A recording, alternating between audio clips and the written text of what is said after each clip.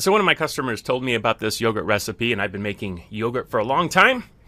And this one sounded unique, and I found it on drdavisinfinitehealth.com. I'll put a link below this video on YouTube or wherever I post it. But I wanted to try it, and funny thing is I read the comments below this article. A lot of people tried it and did not get good results. And I think it's because of inexperience and lack of understanding in how to make yogurt, and probably contaminating the starting batch. So a couple things that I want you to get from this. One is, pay attention to more the understanding of how to prevent contamination. Meaning, when you crush those tablets, you don't want to just stick it in a wooden bowl with, something out of it. Make sure everything is clean, because if there's bacteria on what you're starting, you're introducing new strains into what you're going to make. Make sure everything's super clean. Also, if you start at a higher temperature, meaning not higher that'll kill the bacteria, but if you take milk out of a refrigerator and it's 40 degrees, that's pretty cold. And it's going to take a long time to get to that sweet, 100-degree range where things really culture well. So why not pour your milk in a pan and warm it up to 100 degrees, so you start right there at the good temperature, and you start multiplying those good bacteria before bad bacteria have a chance to actually overtake your starting batch. There's ways to make this happen and get off to a good solid start. In his recipe, he recommends 10 tablets. Well, if you're starting at a good culturing temperature and bacteria is doubling, let's say every 20 minutes, for instance, which is a pretty good guess. Well, 1 tablet literally becomes 2 tablets in 20 minutes, and 2 becomes 4 in just 40 minutes, and 4 becomes 8 in just 1 hour. So instead of starting with 10, I started with 1 tablet, even though I made a bigger batch. Now, I made a half-gallon batch. My next batch will be a 2.5-gallon batch if I really like this yogurt. A 2.5 with 1 tablet. There's no point in using, crushing all those tablets to get your batch off to a good start if you do things properly. Also, in the video, notice the equipment that I use to maintain the temperature. When you have one of those dual temperature controllers, well, you don't even need a dual temperature controller, one that is only for heat, a single temperature controller. It doesn't matter what you plug into it, as long as it warms up and you stick the probe into your batch, it'll maintain the proper temperature. The way it works is when you go over your set temperature, I set it at 100, if it goes over that, it stops delivering power to whatever's warming it, whether it's a crock pot, a sprouting mat, it doesn't matter. It turns the power off.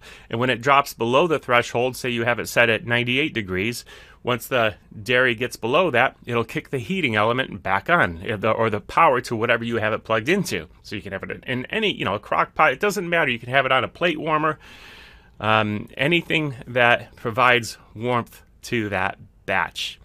That's how I did it. That's my preferred method. Okay, I think I said enough.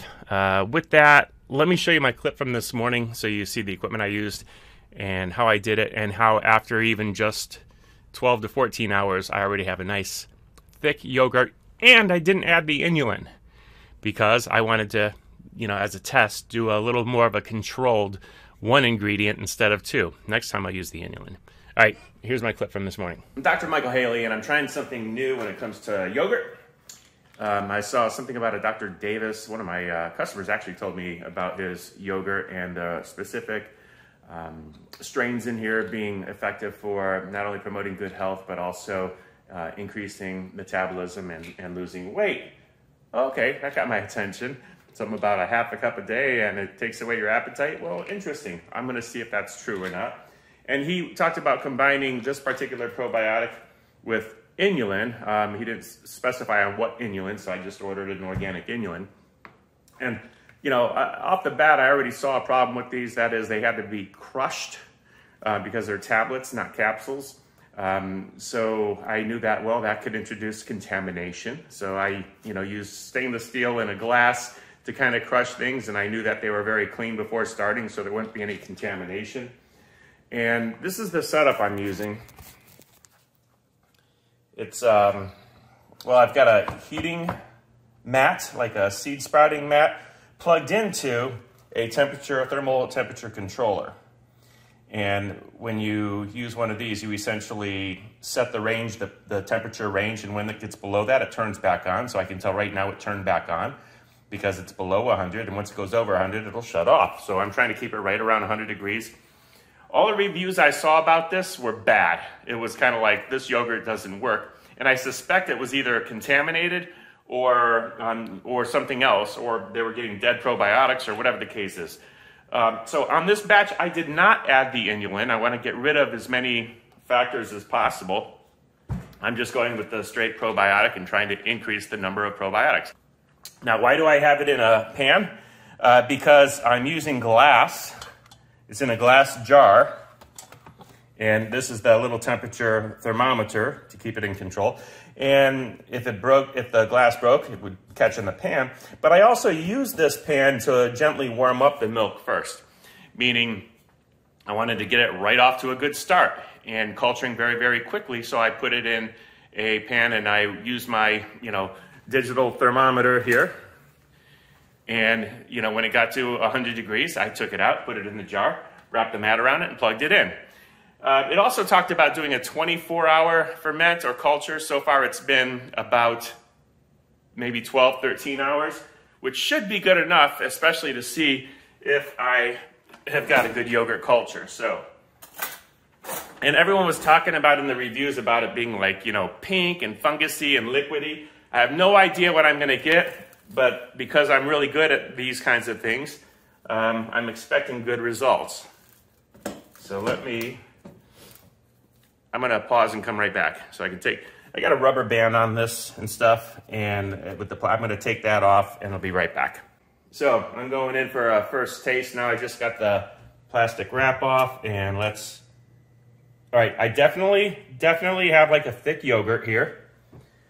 So it's definitely yogurty. I'm going to probably let it continue to ferment for another 5 or 6 hours and see how it compares. But let me taste it. I know that people were terrified of it because they didn't think it was working and maybe some kind of fungus was growing in. I think with the proper quality control. Let me see what it tastes like.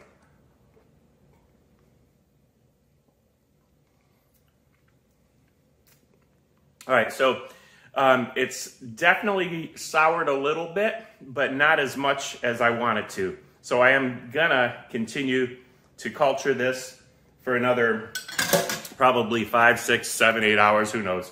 And then I'm not gonna mess around with these little tiny batches. I like to make a couple gallons at a time. If this does what it's supposed to do and I like it, I'm gonna continue to consume it, and I make 2.5 gallon batches at a time, which I'll probably start with either 1 tablet, or I'll back slop and use some of this in my batch to get my next batch started. I don't know. Let me know what you think in the comments. I'm going to try to post this on the page too that I learned about it, because no one had anything good to say about it. So I want them to see that it doesn't always turn out funky. All right. Thanks.